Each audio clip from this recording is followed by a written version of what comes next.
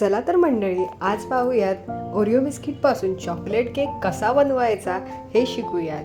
कोणतेही सेलिब्रेशन असो, केक शिवाय तर सेलिब्रेशन तर अर्धवटच असतं. म्हणूनच आज पाहूयात ओरिओ केकची रेसिपी. सगळ्यात आधी मी ओरिओ बिस्किटचे 4 पुडे घेतलेले आहेत. सगळे बिस्किट मी एका ताटात काढून घेतलेले आहेत. त्यानंतर ओरिओ बिस्किटमधली व्हाईट क्रीम मी वेगळी एका साईडला मी ठेवलेली आहे आणि जे बिस्किट असेल ते मी मिक्सरला बारीक करून घेणार आहे.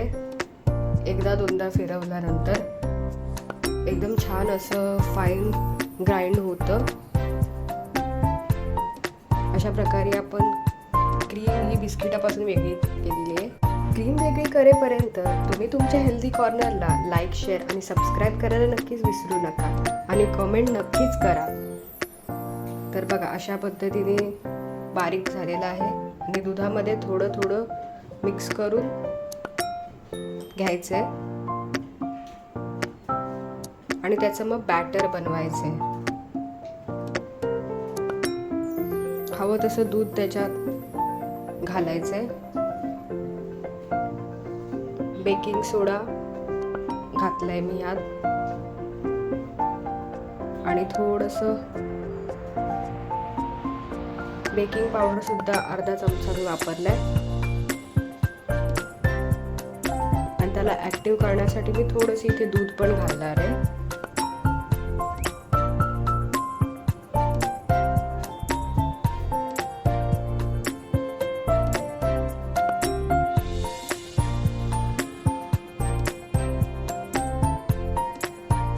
चांगलं असं एकजीव करून घेणार आहे. चांगलं असं बॅटर, स्मूथ बॅटर तयार करणार आहे मी. बघा, अशा पद्धतीने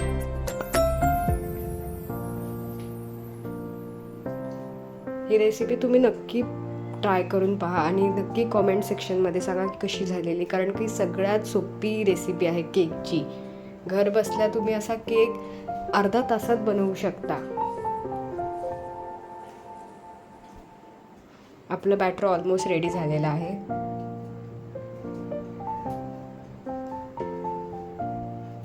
एकदम स्मूथ बॅटर, एकदम जास्त पातळ सुद्धा नाही, जास्त जाड सुद्धा नाही करून घ्यायचे.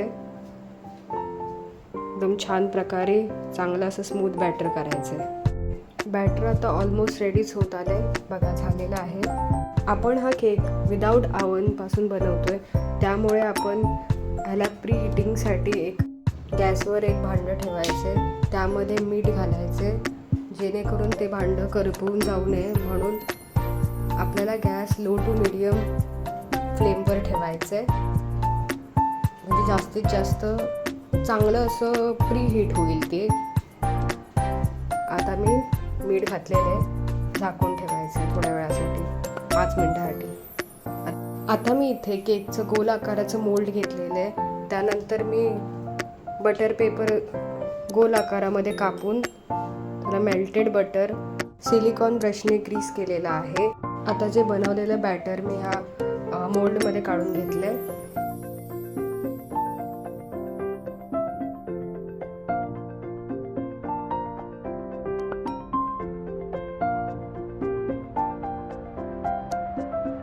अशा पद्धतीने सगळं बॅटर आपण ह्या मोल्डमध्ये काढून घेतलेलं आहे. त्यानंतर मग प्री हिटेड केलेल्या भांड्यात छोटंसं स्टँड ठेवून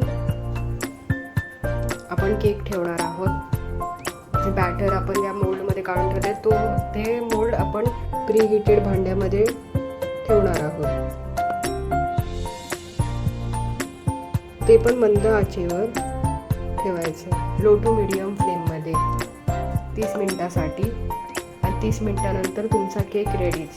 केक तर आपला रेडी होतोयच, पण आपण आता काढून ठेवलेल्या क्रीमचं काय करायचं. मग आता क्रीमचं आपण थोडं क्रीम घेऊन, तुम्ही कोणतीही क्रीम वापरू शकता, अमूल क्रीम वापरू शकता. इथे मी मिल्क मिस्टची क्रीम यूज केलेली आहे आणि थोडं त्याच्यामध्ये दूध घालून एकदम स्मूथ असं त्याची व्हिप क्रीम बनवलेली आहे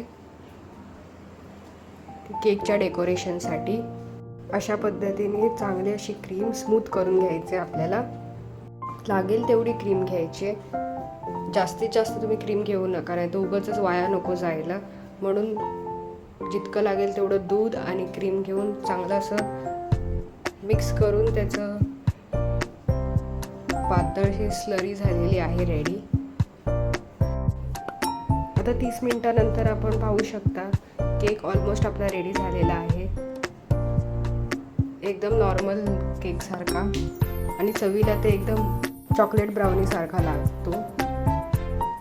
तुम्ही नक्की ट्राय करा. आता ही आपण स्लरी ह्या केकवरती घालणार आहोत, कारण केकमध्ये आपण दुसरे कोणती शुगर किंवा काय असं ॲड केलेलं नाही आहे गोडवासाठी. म्हणून आपण राहिलेली जी क्रीम आहे बिस्किटची तीच आपण इथे ॲड केलेली आहे वरती. त्यानंतर बिस्किटचा जो चुरा केलेला होता आपण ते आता वरती डेकोरेशनसाठी घालायचं आहे.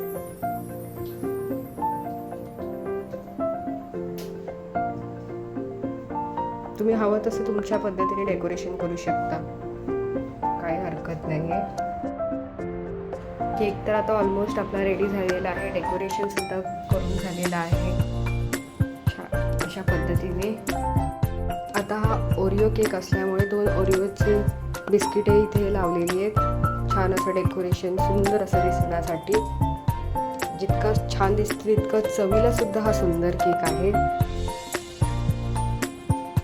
नक्की ट्राय करून कॉमेंटमध्ये मला नक्की सांगा कसा झाला होता तो.